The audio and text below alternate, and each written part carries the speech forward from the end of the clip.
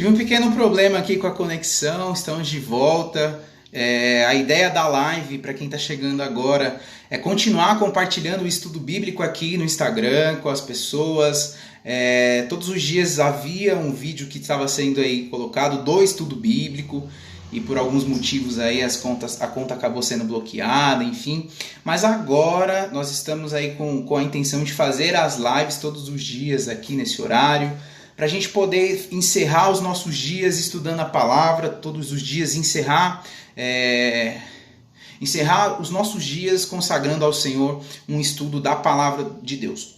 Todos os dias, uma média de 3, 4 capítulos, a gente vem estudando aqui. Eu deixei aqui no próprio Instagram, na bio do meu Instagram, tem um calendário bíblico, tem um calendário que eu bolei para esse ano, dividindo a Bíblia entre 3 e 4 capítulos.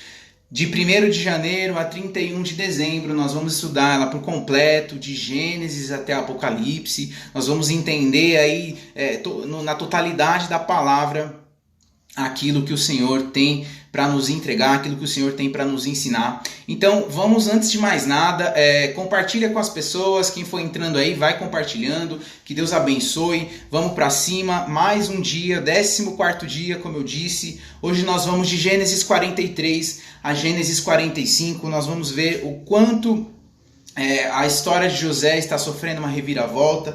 Nós vimos aqui nos últimos capítulos que ele começou a interpretar sonhos, ou seja, nós vimos aqui o ápice do ministério de José, nós vimos o quanto ele foi usado por Deus e o quanto Deus o honra também.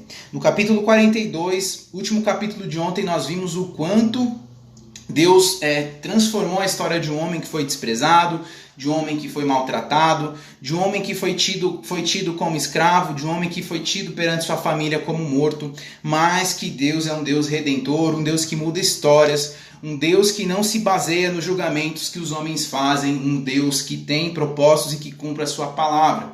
Um Deus que prometeu, que deu sonhos a um homem lá atrás e que, independente das circunstâncias, independente do lugar onde ele viva, independente de qual seja o cenário, Deus cumpre a sua palavra. Isso serve para você, isso serve para mim. As circunstâncias a qual você possa viver hoje, os lugares, ou seja, tudo que possa parecer contrário. Nós vimos aqui através da história de José que tudo que possa parecer contrário aos propósitos de Deus vão se cumprir em nossas vidas. Então, antes de mais nada, antes de entrar já no nosso estudo bíblico de hoje, te convido, chama mais pessoas, envia aí esse link para que pessoas também possam participar. Mas vamos, antes de mais nada, clamar principalmente ao mais importante de tudo, que é a presença de Deus. Porque nós podemos ler, estudar, revirar a Bíblia, mas sem a presença do Senhor, sem a presença do Espírito Santo, nós estaríamos fazendo uma simples leitura. E não é esse o propósito. Então, Pai, em nome de Jesus, Senhor, em nome de Jesus, nós clamamos a Ti, Pai, nós clamamos que o Senhor venha com Tua glória, venha com o Teu poder, venha, Senhor, com o Teu agir sobre nossas vidas agora. Nós clamamos pela sabedoria, e a sabedoria só vem do alto, a sabedoria só vem de Ti, Senhor. A sabedoria é uma característica Tua, e somente Tua, Pai. Somente em Ti nós reconhecemos que há sabedoria. Por isso agora, Senhor, nós damos total liberdade ao agir do Teu Espírito, nós damos total liberdade ao agir do Teu Espírito, Pai, que os Teus propósitos para esse dia se cumpra, Senhor. Pai, que a Tua palavra seja clara nesse dia para nós, que a Tua palavra seja clara agora aos nossos ouvidos, Pai, que nós possamos ter um entendimento daquilo que vem do céu agora sobre essa palavra, sobre esse estudo, que nós possamos receber, Senhor, aquilo que o Senhor preparou para nós nesse dia. Nós queremos terminar o nosso dia, nós queremos terminar a nossa noite, Pai, prostrados e Te adorando através do ensino, através do estudo da Tua palavra, em nome de Jesus. Então vem com o Teu entendimento, vem com o Teu poder, vem com a Tua glória, vem fazer aquilo que eu não posso, vem falar aquilo que eu jamais teria condições de falar, mas que é a Tua verdade, a Tua palavra, em nome de Jesus. Em nome de Jesus. Amém. Glória a Deus. Ontem, no último dia ontem, o último dia de estudo, nós vimos nós vimos de Gênesis 40 até 42. E como eu disse aqui, nós vimos aqui a mudança na história de José, nós vimos a mudança na história de um homem, talvez um dos homens aqui, a qual o Velho Testamento tenha mais riqueza de detalhes. um dos 3 maiores homens aqui, a qual a Bíblia relata detalhes sobre ele. Vale lembrar que no Velho Testamento a Bíblia vai falar muito sobre Davi, muito sobre Moisés, e talvez o terceiro homem mais importante em termos de detalhes de história é José. Um homem a qual as características se baseiam em retidão, em compromisso. A Bíblia diz que ele andava com o Senhor, e a Bíblia diz o quanto ele foi importante. José foi talvez um dos homens mais influentes em uma nação que não pertencia, um dos homens mais influentes em um lugar onde não era, junto com o povo escolhido de Deus. E aí no capítulo 43 hoje nós vamos ver os irmãos de José voltando ao Egito.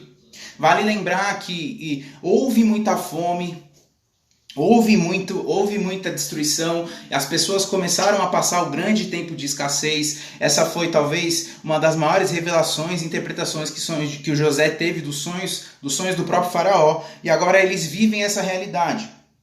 Então nós vemos aqui a história acontecendo, e nós vemos aqui do versículo 1 ao 6, Jacó ele começa a questionar, ele envia os seus filhos ao Egito, ele manda que seus filhos vão buscar provisões, ele manda que os seus filhos vão até a terra do Egito para que possa ter alimento em suas casas. E há sobre eles um grande temor, há sobre eles uma grande desconfiança sobre como eles conseguiriam continuar a sua vida. A fome era grande, a escassez era grande. Judá, no versículo 3, advertiu: o homem severamente não voltem à minha presença. Ou seja, eles falam como José havia o tratado. Eles tinham muito medo do tratamento que José deu a eles. José disse que eles deveriam trazer o filho mais novo, eles deveriam provar que estavam falando a verdade, que eram 11 irmãos, enfim. Eles não haviam reconhecido José quando o encontraram.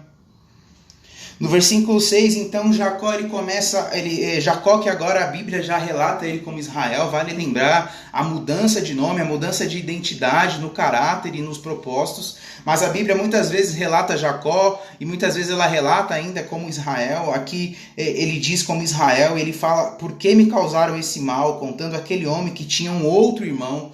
Quando José reconhece os seus irmãos, ele começa a testá-los, ele começa a, de uma certa forma, colocar um julgamento sobre eles, ele começa a ver, ele quer descobrir o que aconteceu com esses irmãos. No versículo 8, nós vamos ver que Judá ele toma uma posição à frente dos seus irmãos, ele começa a se tornar, agir como um resgatador da sua família. Então no versículo 8 vai dizer que Judá, ele disse a seu pai: deixe que o jovem vá comigo e partiremos imediatamente, a fim de que tu e nossas crianças sobrevivam e não vão a morrer. Ou seja, ele promete no versículo 9, ele promete pessoalmente que vai cuidar disso. Agora nós vemos a figura de um irmão, de um resgatador. Vale lembrar, Deus sempre coloca resgatadores, Deus sempre levanta alguém para ser... durante o Velho Testamento nós vamos ver Deus levantando muitos juízes, muitos homens de Deus para tomar a frente e cuidar do seu povo. Então nós vamos ver aqui que Jacó então ele dá uma instrução, ele pede para que esses homens levem o dobro do que têm, levem muita coisa, estejam preparados. Vale lembrar que isso era um princípio, eles sempre se preparavam, eles estavam sempre prontos para o que pudessem enfrentar. Versículo 12 diz: levem prata em dobro e devolvam a prata que foi colocada de volta na boca da bagagem de vocês. Talvez isso tenha acontecido por engano, e então peguem o seu irmão e voltem àquele homem. E aí ele termina enviando seus filhos debaixo de uma bênção, dizendo que o Deus Todo-Poderoso lhe conceda misericórdia diante daquele homem, para que ele permita que o seu irmão, a outro e Benjamim voltem com vocês. Porque quanto a mim, se ficar sem filhos, eu morrerei. Ou seja, Jacó ele estava totalmente entregue, ele começa a se sentir sozinho. Vale lembrar que José era o filho principal, José era o filho do amor de Jacó, José era o filho preferido, e aí quando ele tem a notícia da morte, é como se ele tivesse morrido junto. Aí Benjamim substitui no coração dele esse lugar, e aí agora ele está sentindo como se perdesse o seu filho. O versículo 16 diz que quando José viu Benjamim junto a eles, disse ao administrador da sua casa: leve estes homens à minha casa, mate um animal, prepare um grande banquete. Ou seja, ele começa a preparar uma ocasião de honra, e mesmo assim esses homens ainda não reconheceram, esses homens ainda não tinham ciência de quem ele era, muito provavelmente porque ele começa a fazer parte de uma estrutura, de um tempo e de uma história de vida pertinente ao povo a qual ele vive. Talvez os seus costumes, o seu jeito de viver, as suas vestes, todo o seu costume descaracterizou aquele irmão que lá atrás eles viveram e passam a não conhecer mais. Então, os irmãos vão ficar surpresos diante de uma atitude de José. Da última vez eles foram tratados como espiões, eles foram tratados como criminosos, eles foram tratados de uma maneira muito ríspida, mas agora José convida cada um deles para almoçar, ou seja, José começa a tratá-los de maneira totalmente diferente. José trata eles com honra, José trata eles de uma forma que eles jamais esperariam. Eles viajaram com muito medo, com muito temor, e agora eles ficam distantes disso, eles veem um homem totalmente diferente no tratamento com eles. Mais para frente vai dizer que eles são tratados com muita honra, eles são recebidos de uma maneira especial.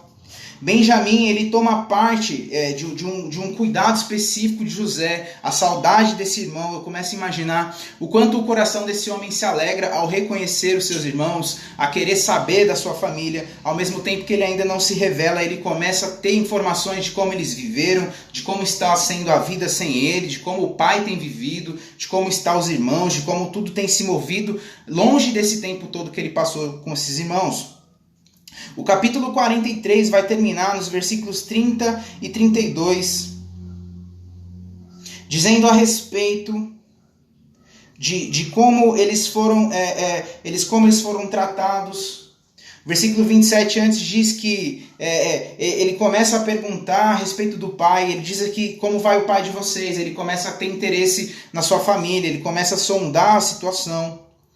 Olhando ao redor, vendo seu irmão Benjamim, no versículo 29, filho de sua mãe, ele pergunta: este é o irmão caçula de vocês, a qual vocês me falaram? Deus lhe conceda graça. Profundamente emocionado, versículo 30, por causa de seu irmão, José apressou-se em sair, à procura de um lugar para chorar, e entrando em seu quarto, chorou. Aqui mostra a emoção que esse homem tinha, aqui mostra o valor que esse homem tinha diante da sua família, aqui mostra que, independente de tudo que ele passou por causa desses irmãos, de tudo que ele viveu de ruim, de tudo que esses irmãos trouxeram de sofrimento, de caos, de dor para ele, ele ainda assim está feliz, ele ainda assim se manifesta com o coração cheio de amor. É mais uma característica importante que nós vemos aqui na vida de José, no caráter de José, algo que inspira, algo que traz aqui grande menção do que Deus é em nossas vidas, daquilo que o poder da identidade causa em cada um de nós. José não alimentou um sentimento de vingança, José não tinha um sentimento de revanche contra os irmãos. Ao encontrá-lo, ele ainda manifesta um grande amor por eles, ele se emociona. E aí nós vamos para o capítulo 44, nós vamos ver aqui algo mais interessante ainda. Nós vamos ver que o José continua tratando e testando esses irmãos. José continua tratando esses irmãos com profunda desconfiança. José ele continua testando o caráter dos seus irmãos, ordenando ao seu servo que estava sobre a sua casa que ele colocasse dinheiro na bagagem deles e um copo de prata na bagagem de Benjamim. José já tinha feito isso antes, quando ele envia os irmãos, quando ele permite que os irmãos voltem para buscar o irmão caçula, ele coloca pratas na bolsa dos seus irmãos. Quando eles voltam de viagem, eles devolvem porque eles ficaram atemorizados e eles queriam provar a sua inocência, provar o seu caráter para José.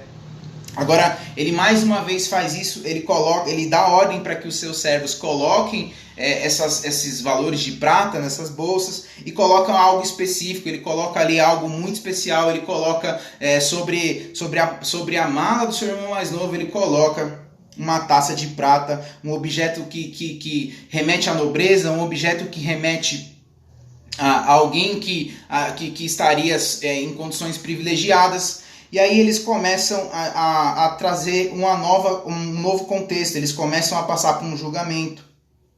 E aí os servos começam a revistar,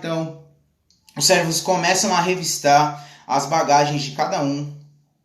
Diz aqui ainda no versículo 5, no versículo 4, perdão, vá atrás daqueles homens, quando os alcançar, diga-lhes por que me retribuíram o bem com o mal. Não é esta a taça que o meu Senhor usa para beber e fazer adivinhações? Vocês cometeram grande maldade. E quando o alcançou, eles repetiram isso, ou seja, eles vão lá, eles fazem umas revistas em cada um deles e eles começam a questionar, ao mesmo tempo que alguns deles estão tentando provar a inocência. José está vendo a postura de cada um deles. Vale lembrar da importância de José aqui. Ele é o homem mais importante do reino. Somente abaixo do faraó, somente abaixo de uma autoridade suprema vinha ele. Nada acontecia sem que ele mandasse, nada acontecia sem a autorização dele. E agora ele está colocando seus irmãos debaixo de um grande teste. No versículo 13, nós vamos ver que em uma atitude verdadeiramente desesperada, por causa da situação difícil em que ele se encontrava, então os irmãos de José rasgam suas vestes. Olha o que vai dizer aqui no versículo 13. Vale lembrar que eles acharam essa bagagem, eles estavam sendo culpados, mas ao mesmo tempo eles não tinham cometido esse crime. José estava trazendo ali um grande tratamento sobre eles. E aí, diante disso, diz o versículo 13, eles rasgaram as suas vestes. E em seguida todos puseram a carga de novo em seus jumentos e retornaram à cidade. Quando Judá e seus irmãos chegaram à casa de José, ele estava ainda lá, e eles se lançaram ao chão perante ele. Ou seja, eles se prostraram, eles começam aqui... quando eles rasgavam as suas vestes naquele tempo, era um sinal assim, era um sinal extremo, era uma atitude extrema, era um sinal assim de profunda contrição, ou seja, de desespero. Eles fizeram isso porque eles não tinham uma outra alternativa. Naquela época, ao rasgarem as suas vestes, traziam uma profunda sinal de desgraça, ou seja, eles romperam as suas vestimentas, eles queriam mostrar que estavam arrependidos do que fizeram. E aí, apesar de Rubem ser o irmão mais velho, quem toma a frente agora é Judá. Nós vamos ver esse irmão aqui tomando a frente. Muitas vezes esse aqui demonstra um sinal de liderança. Nem sempre a liderança vem de quem você espera. A liderança ela não é algo imposto, ela é algo que está dentro de você. Pessoas que têm a capacidade, o dom de liderança, fluem nisso de uma maneira natural. Nós vamos ver aqui que ele se manifesta, ele se coloca à frente de todos os outros.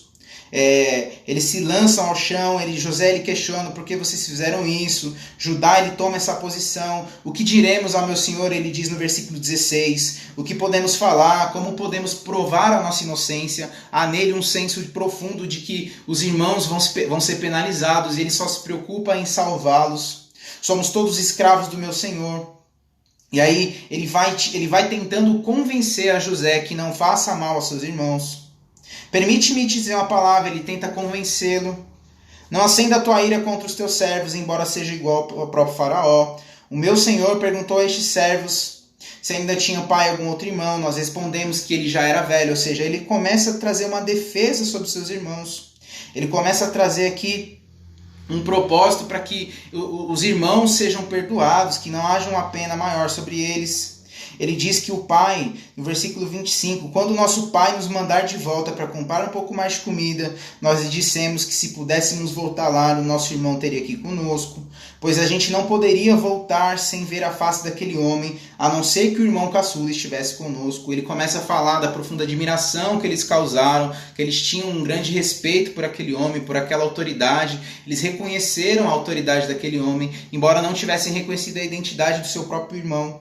Eles não sabiam com quem estava falando. Eu fico pensando no conflito que isso causa na cabeça do próprio José, ou seja, ele está diante da tua família outra vez, ele tem testado, ele vê que muitos deles têm mudado, ele começa a perceber essas atitudes aqui, diante da resposta que os irmãos vão dando a ele. Agora, pois, no versículo 30 diz que se eu voltar a teu servo, a meu pai, sem levar esse jovem conosco, meu pai que é tão apegado a ele, vai perceber que o jovem não está conosco, provavelmente morrerá. Teus servos então farão que seu velho pai descer a seus cabelos brancos à sepultura com tristeza. Eles estão dizendo aqui a respeito de quão era importante esse filho para Jacó, o quão era importante esse filho para Israel. e que eles estariam dispostos a pagar qualquer preço, mas não queriam, não aceitariam voltar sem esse filho. Aqui ele se coloca como um alvo de um sacrifício, e nós podemos fazer menção a Jesus Cristo, porque ele vem e paga por um preço que não é dele, ele vem e pagou por um preço que não lhe pertencia, por mim e por você. Ele pagou um preço por nós, ele pagou um preço que não lhe cabia, ele sofreu coisas que não merecia, ele foi julgado de uma forma que não merecia, e mesmo assim ele se entregou para que nós pudéssemos ter vida, para que nós pudéssemos viver, para que nós pudéssemos ter acesso a lugares e a situações que jamais teríamos. Mas mesmo assim, por vontade própria, isso remete aqui o sacrifício, um sacrifício adorável, um sacrifício agradável a Deus, não vem de maneira forçada, mas por vontade própria. Aqui ninguém pediu, esse irmão se coloca em condição de agir por vontade própria, ele se entrega por vontade própria e ele se coloca, ele se lança a ponto de se sacrificar, se for preciso, para que o irmão precioso dele, o irmão mais novo, volte aos cuidados da sua família, são e salvo, para que ele cumpra a sua palavra. Aqui ele mostra aqui um profundo senso de caráter, ou seja, ele deu a sua palavra ao seu pai, ele está disposto a realmente cumpri-la, ele está disposto a se sacrificar. E aí José começa a entender, começa a ver a mudança de comportamento nos seus irmãos. Afinal de contas, aqueles irmãos que antes queriam vendê-lo, que o venderam, mas que queriam matá-lo, que fizeram sacrifícios de uma maneira negativa, de uma maneira pejorativa, ou seja, um sacrifício ruim, agora estão se sacrificando por uma boa causa. Ele começa a ver a transformação e a mudança no coração desses homens. José, então, ele exigiu um grande teste desses homens. Um grande teste desses homens. Nós vimos o quanto eles estão sendo aqui provados e nós vimos o medo que também os constrange. Provavelmente esse medo foi o medo que José viveu durante a sua vida e durante esse tempo. Esse medo que ele viveu debaixo dessas ameaças. Mas nós vemos que a história vai continuar e José, por enquanto, ele ainda não vai ceder ao medo desses irmãos. Por isso agora eu te peço, do versículo 33, ele continua a ajudar, então continua tentando convencer esse homem que até então ele não reconhece que é José. Te peço agora, por favor, deixa o teu servo ficar como escravo do meu senhor no lugar do jovem e permite que ele volte com seus irmãos. Como eu poderei voltar a meu pai sem levar o jovem comigo? Não posso que esse mal sobreviva sobre meu pai. Então ele coloca aqui, ele realmente está disposto a pagar o preço de abandonar qualquer coisa, qualquer situação. Ele está disposto a entregar até mesmo a sua própria vida, se for o caso, para que venha a misericórdia de José sobre eles. E aí nós vamos entrar para o último capítulo de hoje, nós vamos entrar para o último capítulo desse estudo, do nosso dia de estudo bíblico, nós vamos entrar para Gênesis capítulo 45, nós vamos entrar para um dos capítulos talvez mais emocionantes da história de José. Nós vamos ver aqui o princípio de uma restauração de família, uma restauração de propósitos. Nós vamos ver aqui no capítulo 45 uma história sendo fechada, uma história sendo restaurada, uma história sendo recomeçada. O capítulo 45 do livro de Gênesis vai falar a respeito de José e a sua revelação, a revelação de quem ele era, a revelação de tudo que ele passou e ver a transformação acontecendo. O capítulo começa dizendo que a essa altura José já não podia mais conter-se diante de todos os que ali estavam, e então ele gritou para que façam sair a todos. E assim ninguém mais estava presente quando José se revelou a seus irmãos. José pediu um ambiente de intimidade, José pediu um ambiente de proximidade para que ele pudesse ficar à vontade somente com aqueles homens. E aí diz que ele começa a gritar, ele se revela aos seus irmãos, e ele se pôs a chorar tão alto que os egípcios ouviram, e a notícia chegou ao palácio do faraó, diz aqui no capítulo 2. Então ele se livrou de todo um peso que ele carregava sobre as costas. Desde que a Bíblia começa a relatar aqui o encontro dos irmãos com José, nós começamos a ver o quanto ele ficava carregado de um peso, de um fardo emocional do encontro com os irmãos. Nós vimos o quanto isso estava o incomodando. Diversas vezes a Bíblia citou que ele se retirou para chorar. Ele tinha uma imagem que ele tinha que carregar, ele tinha um selo, ele tinha uma postura a cumprir, e ainda assim, mesmo diante de de todo esse fardo pesado que ele carregava. Seus irmãos não tinham reconhecido, as emoções dele, imagino eu, que estavam fortes demais, ele não conseguia conter, por diversas vezes ele se retirava para chorar em secreto, em escondido, mas agora ele não precisa mais carregar esse fardo, ele não precisa carregar essa mentira, ele não precisa sustentar uma postura diferente da que Deus fez para ele viver originalmente. Isso fala muito conosco. Muitas pessoas carregam um fardo, muitas pessoas carregam uma imagem, muitas pessoas carregam uma determinada postura, mas que não faz bem, que não é o propósito de Deus. Deus quer que nós andemos livres, né? O próprio Jesus diz que aqueles que têm um fardo pesado, vá até Ele, que Ele trocaria os fardos. A vida com Jesus é leve, a vida com o Senhor é leve, a palavra do Senhor se faz leve quando nós vamos até Ele, quando nós lançamos sobre Ele as nossas angústias, quando nós lançamos sobre Ele as nossas dificuldades, quando nós lançamos sobre Ele as nossas tristezas, as nossas fraquezas. É quando nós também encontramos nele a nossa alegria, é quando nós encontramos nele os nossos sonhos, é quando nós encontramos neles os nossos propósitos. Então nós vivemos de maneira leve. Aqui José está ensinando isso.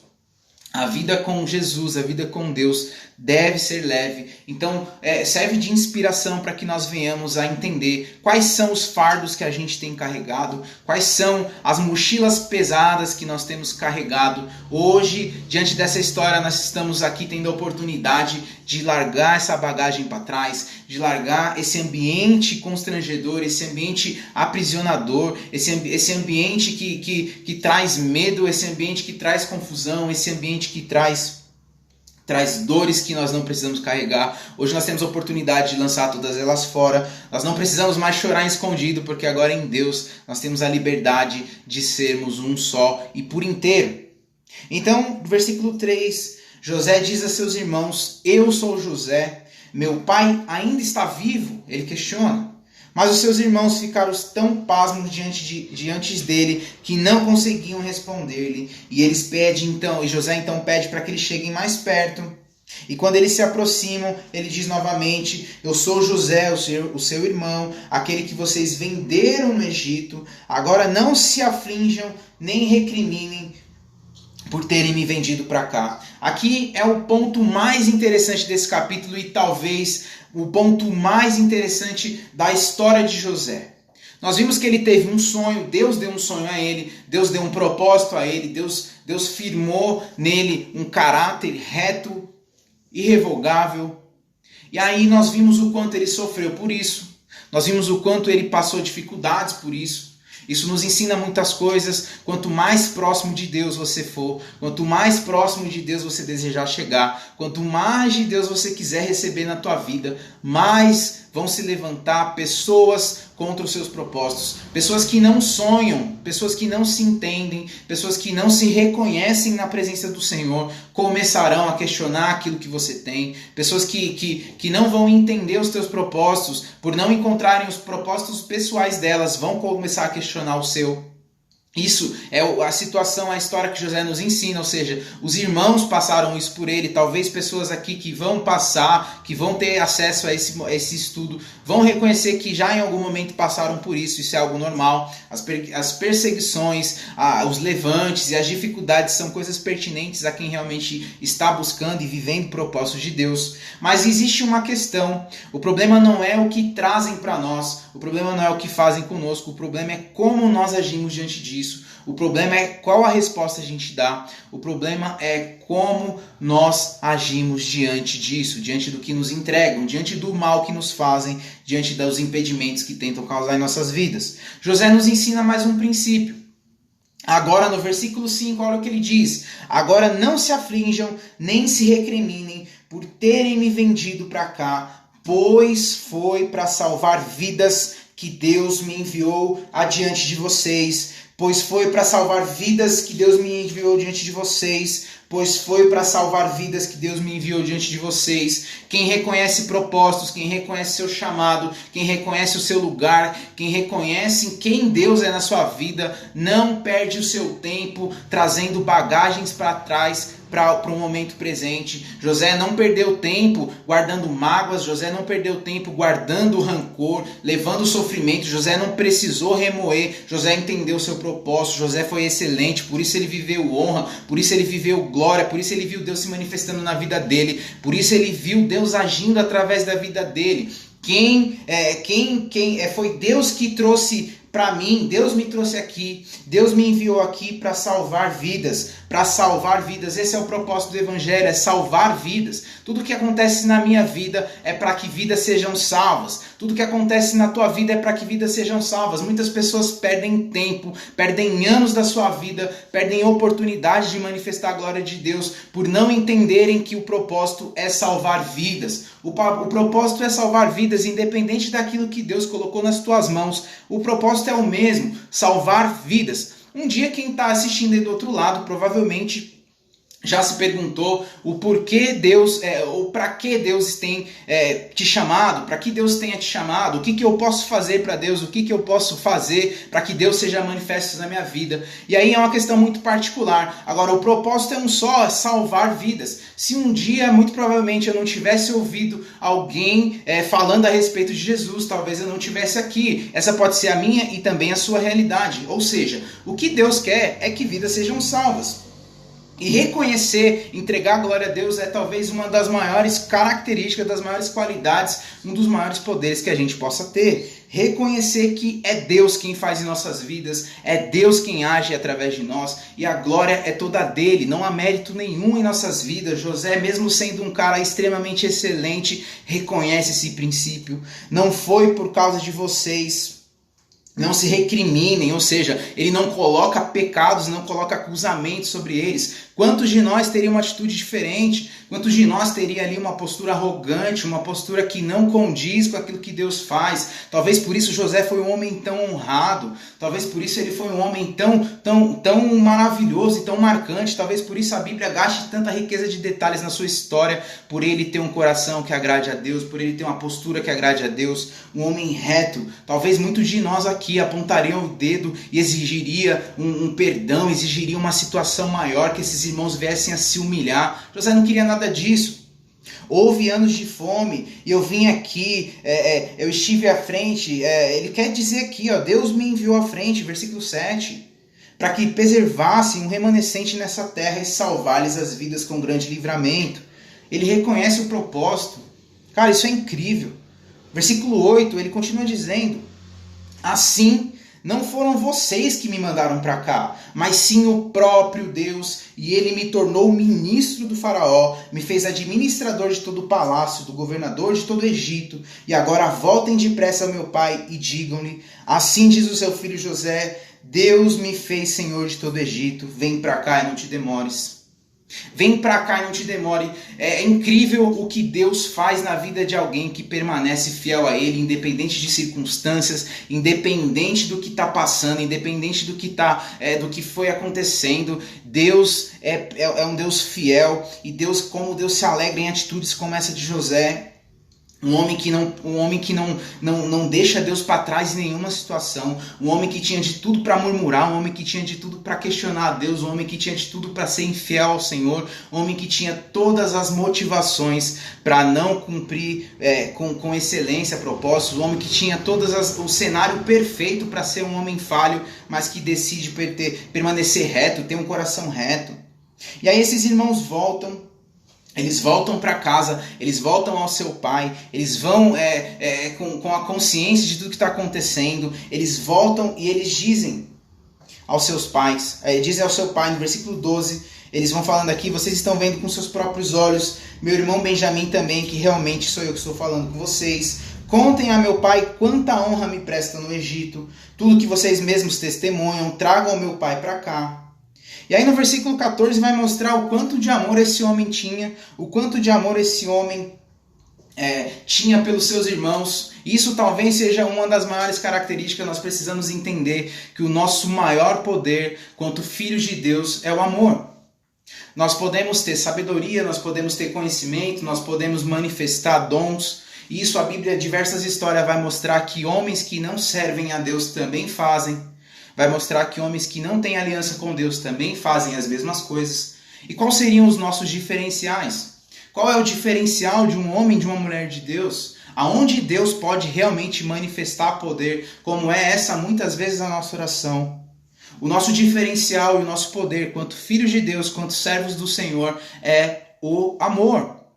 Sem amor, o apóstolo Paulo mesmo diz, o maior dos dons é o amor. E aí nós vemos aqui que no versículo 14 vai dizer, então se lançou chorando sobre seu irmão Benjamim, o abraçou. Benjamim também o abraçou chorando, e em seguida beijou todos os seus irmãos e chorou com eles, e só depois todos os seus irmãos conseguiram conversar com eles. Mas quando ouviu do palácio do faraó que os irmãos de José haviam chegado, o faraó e todos os seus conselheiros se alegram. Olha como Deus é perfeito no que faz, olha como Deus é perfeito quando Ele estabelece uma aliança, quando Ele reconserta uma história. Todos os cenários são positivos, todos os cenários são propícios. Nós vimos no vídeo de ontem, no estudo de ontem, nós vimos o quanto o povo egípcio desprezava o povo hebreu, o quanto o povo egípcio eles tinham nojo, eles tinham repulsa do povo hebreu, era tratado como um povo que não valia nada perante eles. Mas agora diz que o faraó, ao saber que eles são irmãos de José, ao saber que eles são irmãos de José, eles se alegram e eles vão ser honrados. Sabe o que isso quer me dizer? Sabe o que eu aprendo com isso? Muitas pessoas que não entendem o amor de Cristo, muitas pessoas que não entendem ou que foram muito machucadas, seja com a igreja, seja por através de pessoas, enfim, seja por situações, ao reconhecerem a presença de Deus na tua vida, ao reconhecerem o caminhar de Deus na tua vida, vão se alegrar, vão se render, não somente pelas tuas palavras, mas principalmente por verem o poder de Deus na sua vida. Nós vivemos uma geração que não se contenta mais, que não serve mais falar somente, não serve mais somente ouvir a respeito de Deus. Nós vivemos uma geração que precisa sentir, que precisa viver experiências reais com a presença de Deus. Isso remete muito a compromisso, isso remete à retidão. Não dá para viver experiências com Deus se você caminha de maneira superficial, se você busca de maneira superficial. Se o seu relacionamento com Deus é superficial, provavelmente as suas experiências com Ele também vão ser. Muitos homens querem viver algo precioso com Deus, muitos homens querem viver propósitos, querem viver chamados, querem viver envios, querem viver poder e manifestação de Deus, querem viver milagres, mas vivem de maneira rasa, vivem sempre em águas pequenas, não têm coragem de se lançar profundamente, não buscam profundamente e acabam pagando o preço disso. Não tem como, é uma troca, isso é uma troca sim, isso é uma troca onde quanto mais você dá a Deus, quanto mais você entrega a Deus, mais Ele te dá, sempre te dá o dobro, mas você precisa se lançar nele e dar primeiros passos. Então diz aqui que o faraó honra esses homens, mande-os levar, versículo 19, em carruagens do Egito para que tragam as suas mulheres, os seus filhos, o seu pai. Não se preocupem com os seus bens, pois o melhor de todo o Egito será de vocês. Aqueles homens que lá atrás sofreram e fizeram mal ao seu irmão por não conhecerem, por não reconhecer os seus propósitos, a sua identidade, agora estão sendo honrados por aquilo que esse homem pagou um preço. Eu quero dizer, há pessoas que precisam pagar um preço. E infelizmente, quando você levanta a tua mão, quando você se dispõe, provavelmente você vai fazer sacrifícios para que outras pessoas sejam beneficiadas através de você. E pode isso parecer algo ruim, mas entenda, no reino de Deus isso é precioso, isso é poderoso, isso te traz mais perto de Deus. E quanto mais perto de Deus você está, mais significa que você está pronto para ser sacrificado. E se sacrificar no reino de Deus é algo positivo, é algo poderoso. José se sacrificou e hoje a sua família é restaurada. Hoje a sua família é muito mais abençoada do que já foi um dia. Hoje esse homem vive um propósito inteiro e perfeito por um sacrifício que ele viveu. Então vai dizer que assim fizeram os filhos de Israel. José ele providencia carruagens, ele começa a voltar, ele prepara mantimentos. E a cada um, o versículo 22 vai dizer o quanto ele tem para honrar. A cada um, versículo 22, deu uma muda de roupa nova. Mas a Benjamim deu 300 peças de prata e 5 mudas de roupa nova. E a seu pai enviou 10 jumentos carregados com o melhor do que havia no Egito. 10 jumentas carregadas de trigo, pão e provisões para a viagem. Vale lembrar, gente, vale lembrar que eles estavam passando uma escassez tremenda, eles estavam passando dificuldades, por isso os irmãos foram ao Egito, por isso os irmãos foram a essa terra, eles foram para buscar mantimentos, e olha como eles estão sendo honrados. Olha o quanto o faraó, olha o quanto o governo, o quanto José honra essa família, os seus irmãos. Depois despediu-lhe de seus irmãos e ao partir disse-lhes: não briguem no caminho, não briguem pelo caminho.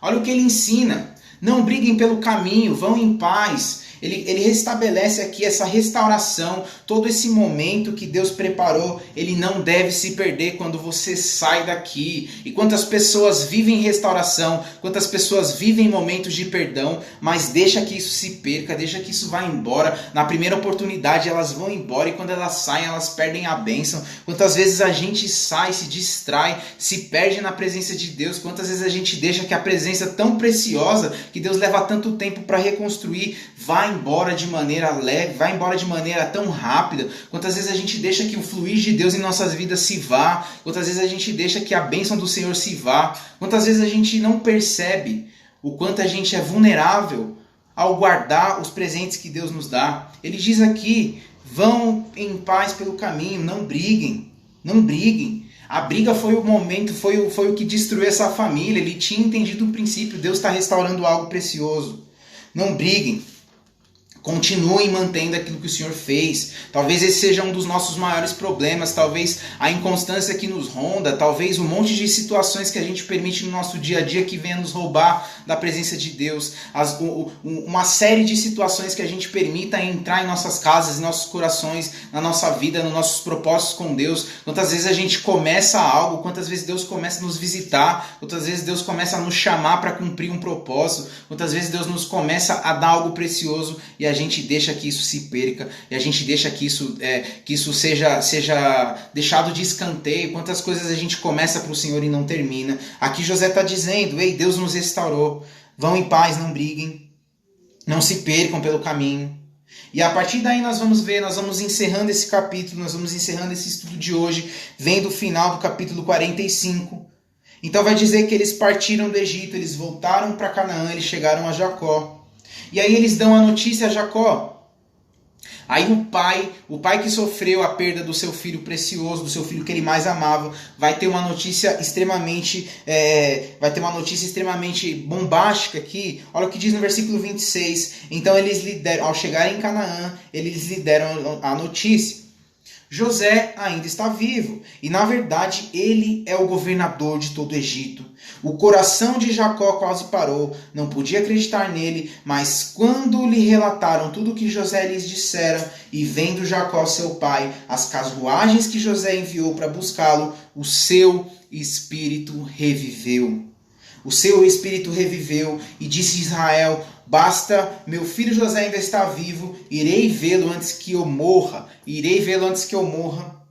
A alegria de Jacó que passou a viver uma tristeza eterna, passou a viver um grande luto. Era como se todos os dias a sua vida tivesse perdido grande parte de sentido. O propósito ali tivesse sido perdido. Quando ele sente como se o filho tivesse morrido, mas agora a Bíblia diz que o espírito de Jacó, reviveu.